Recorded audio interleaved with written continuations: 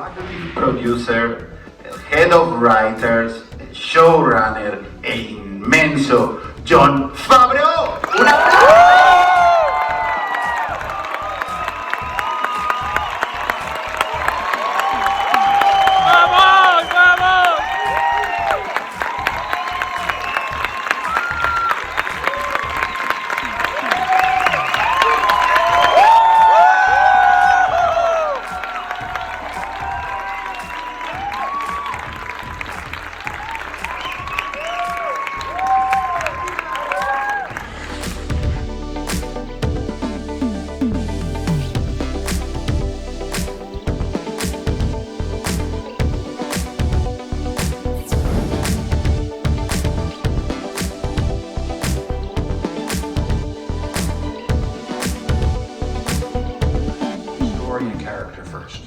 That has to be the most important thing that guides us, and the myth, and the characters, and also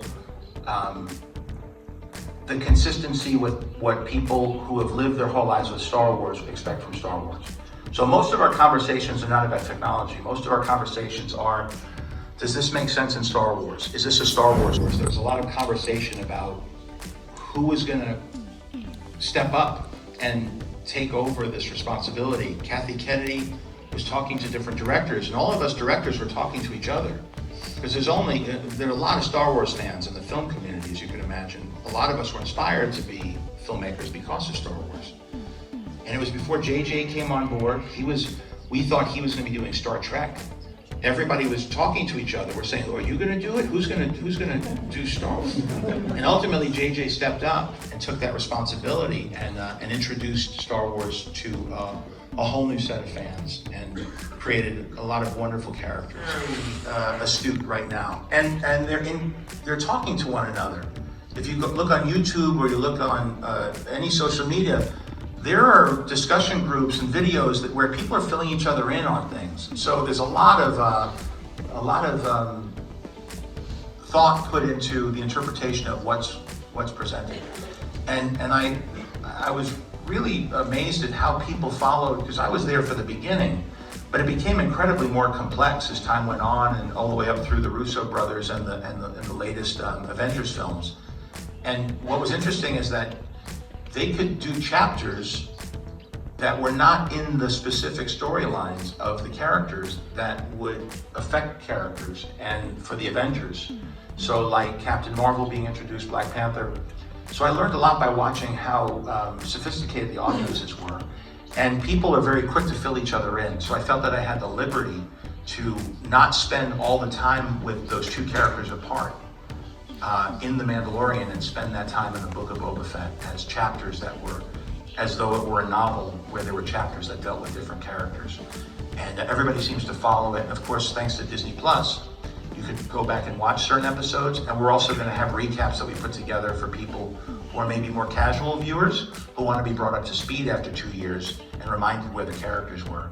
But Grogu has developed a lot, and now time has even passed since the Book of Boba Fett. And since he's trained with Luke, as you can see, his force powers have gotten greater. It was not something that was planned from the beginning. But as Dave Filoni and I spoke about what was happening, where the story was going, because the characters and the story will point you in the right direction. And he's been tasked to deliver this kid to some place where he can continue to learn how to control his abilities. And it becomes clear that you don't want a kid with this much ability to be undisciplined, because that could become very dangerous. That's where a lot of the most powerful villains in Star Wars come from, where it's a misguided application of the Force. And so it's important that responsibility is taken, and so that this character, the Mandalorian, is delivering this kid that he knows nothing about, and Mandalorians are historically enemies of Jedi. For him to deliver this character to a Jedi Master was an interesting approach to the second season.